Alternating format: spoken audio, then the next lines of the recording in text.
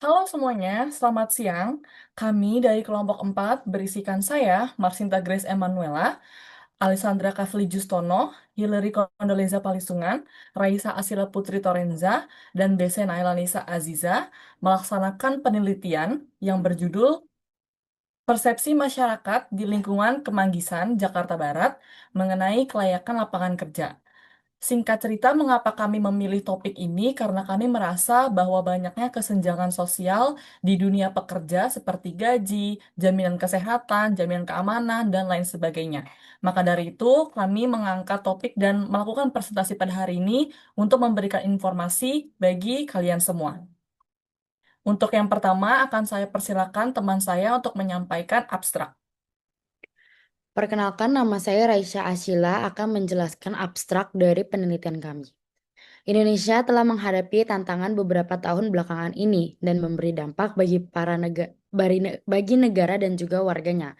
Yang paling signifikannya bagi para warga dari menengah ke bawah. Semua ini diawali sejak pandemi tahun 2020 pada pandemi COVID-19 yang mengakibatkan meningkatnya inflasi dan biaya hidup serta terjadinya PHK di berbagai pekerjaan. Pada tahun 2025, terdapat 18 pekerja kehilangan pekerjaan sebanyak 2.000 sampai 3.000 pekerjaan. Maka dari itu, kami memiliki tujuan untuk menganalisis bagaimana mengoptimalisasi Sustainable Development Goals nomor 8 tentang pertumbuhan ekonomi dan kelayakan pekerjaan diharapkan untuk mengurangi PHK, kesenjangan, dan juga meningkatkan kesempatan kerja. Pada penelitian kali ini, kami melakukan pendekatan kualitatif bertujuan untuk menyoroti urgensi tindakan pemerintah dalam menciptakan tenaga kerja yang adil, berkelanjutan, dan juga JKP atau jaminan kehilangan pekerjaan. Studi juga menjelaskan jika ini ditekankan dapat menyelaraskan SDGs nomor 8 dengan kebijakan untuk meningkatkan keamanan ekonomi, perlakuan adil, dan juga akses yang setara terutama bagi warga menengah ke bawah. Dari hasil wawancara kami, banyak yang menyebutkan bahwa pekerjaan yang layak merupakan pekerjaan yang dapat mencukupi kebutuhan mereka masing-masing. Akan tetapi, terdapat beberapa kerjaan yang masih penghasilannya bergantung pada para pelanggan, dan ini memberi jaminan yang masih kurang tentang keamanan kerja dan juga pendapatan yang stabil. Nama saya Alessandra Kavli ingin menjelaskan latar belakang kami dari hasil penelitian. Situasi ekonomi Indonesia beberapa tahun terakhir ini menghadapi tantangan besar dengan adanya fenomena PHK massal yang jumlah terus meningkat setelah bulan puasa pada bulan Mei 2025 kemarin yang berdampak luas terutama pada masyarakat menengah ke bawah yang sangat bergantung pada pendapatan harian. Fenomena PHK ini yang meningkat, khususnya pasca pandemi, memperburuk kondisi ekonomi golongan menengah ke bawah dan meningkatkan angka kemiskinan.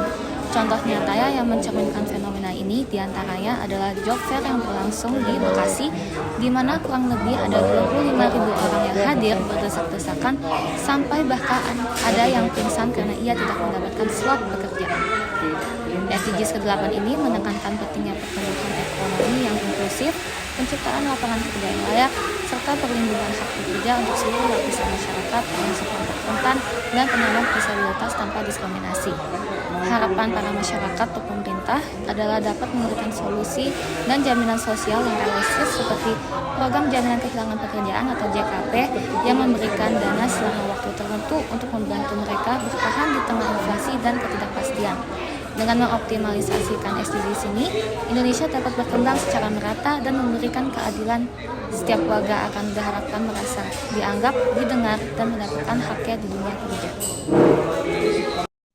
Perkenalkan, saya Hillary Kondoleza Palisungan dan saya akan menjelaskan kajian teori mengenai teori yang relevan dengan judul penelitian kami. Yang pertama adalah teori kebijakan ekonomi.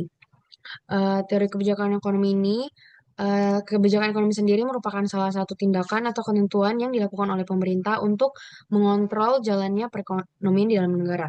Ada tiga teori kebijakan ekonomi yang berjalan di dalam negara. Yang pertama adalah kebijakan ekonomi mikro, di mana kebijakan ekonomi mikro ini berfokus pada pengaturan aktivitas ekonomi di tingkat individu atau perusahaan tanpa memandang sektor atau wilayah tertentu. Contohnya adalah pengaturan harga minimum dan maksimum, hubungan kerja, kemitraan antar perusahaan, kredit, dan juga kredit untuk usaha kecil. Dan yang kedua adalah kebijakan ekonomi meso. Kebijakan ekonomi meso ini terbagi menjadi dua. Yang pertama adalah sektoral, yang dimana itu mengatur sektor-sektor tertentu seperti pertanian, industri, eh, lalu juga meliputi pengelolaan keuangan, dan yang kedua ada regional. Regional ini ditunjukkan untuk wilayah geografis tertentu seperti pengembangan industri di kawasan timur Indonesia, kebijakan fiskal daerah, dan pembangunan infrastruktur regional. Dan yang ketiga adalah kebijakan ekonomi makro. Kebijakan ekonomi makro ini mencakup seluruh aspek ekonomi pada tingkat nasional. Kebijakan ini meliputi kebijakan moneter, kebijakan fiskal, serta kebijakan pendapatan dan ekonomi internasional. Di dalam kebijakan ekonomi makro sudah tercakup kebijakan ekonomi mikro maupun meso. Ada tiga hampiran kebijakan ekonomi makro, yaitu terfokus pada pemerintah versi Keynesian. Versi Keynesian ini maksudnya intervensi pemerintah yang aktif, lalu harapan rasional dan pasar efisien versi hampiran neoklasik. Lalu ada juga teori kebijakan fiskal untuk mengatur ABN negara.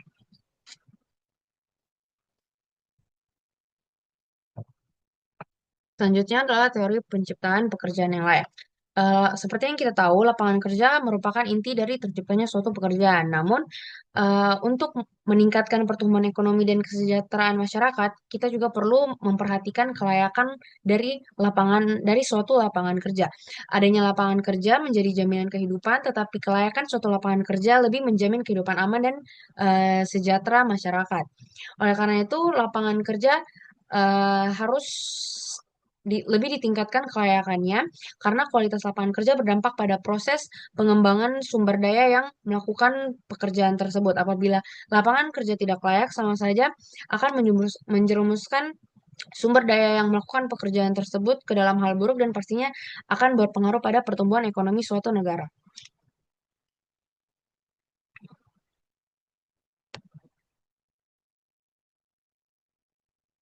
Selanjutnya adalah teori golongan masyarakat. Masyarakat di negara tertentu, termasuk di Indonesia, memiliki akses yang berbeda terhadap seluruh informasi, kesempatan kerja, maupun sumber daya ekonomi. Hal tersebut yang mempengaruhi keterbatasan akses bagi beberapa golongan yang ada, sehingga beberapa golongan tersebut tidak mendapatkan adanya informasi mengenai kesempatan kerja ataupun lapangan kerja. Sehingga hal itu disebabkan karena akses yang terbatas dan tidak merata.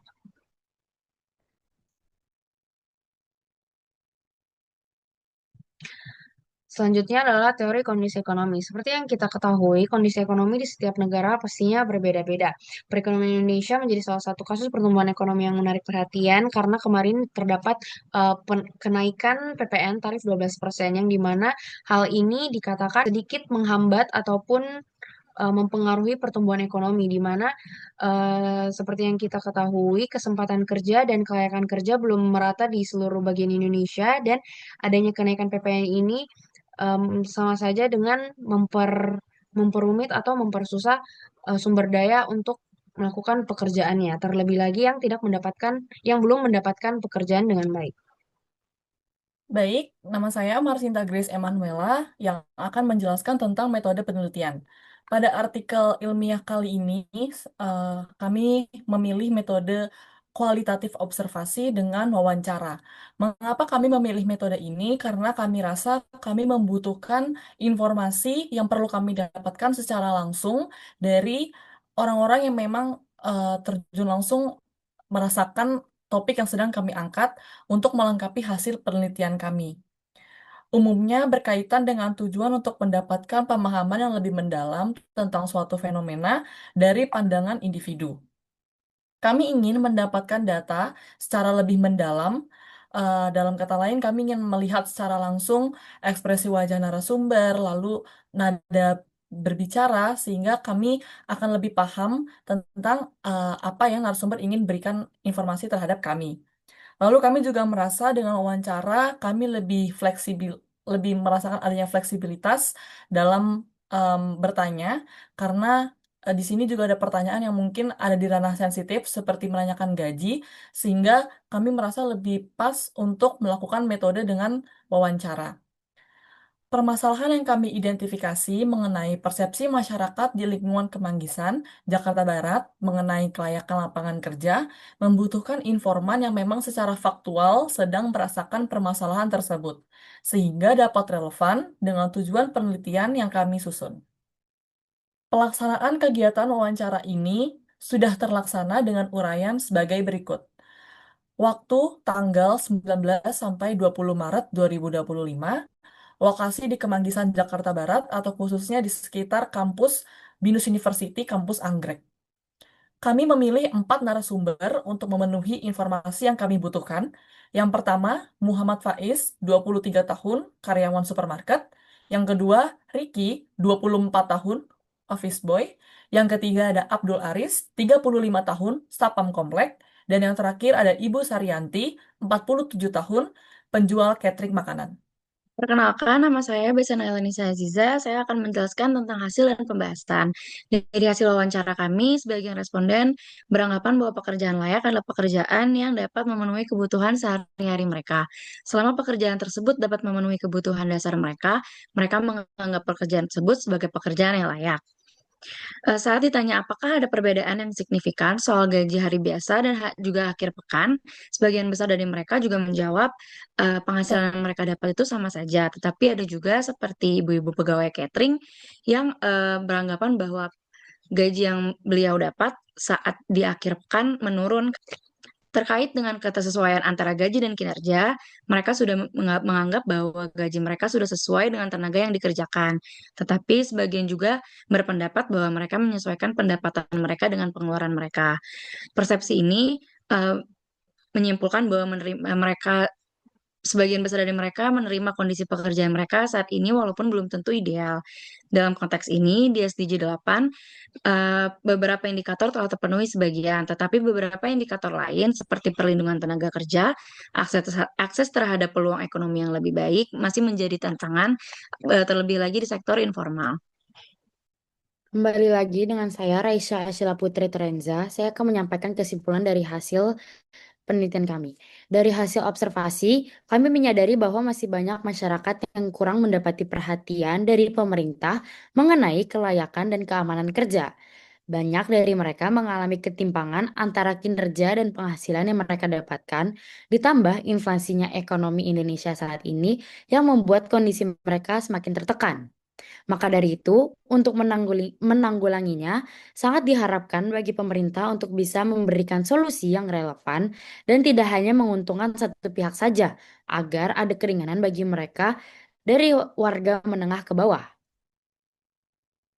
Untuk observasi lanjutnya, kami sebagai penulis menyarankan untuk membuat penelitian mengenai saran dan solusi apa yang sudah dilakukan pemerintah, apakah dinilai sudah memberi perubahan yang signifikan atau hanya sekedar angan-angan saja. Sekian presentasi dari kelompok kami yang berupa penelitian dengan judul Persepsi Masyarakat di Lingkungan Kemanggisan, Jakarta Barat mengenai kelayakan lapangan kerja. Kami terbuka dengan segala saran dan juga masukan yang bisa Anda berikan di dalam kolom komentar. Terima kasih semuanya.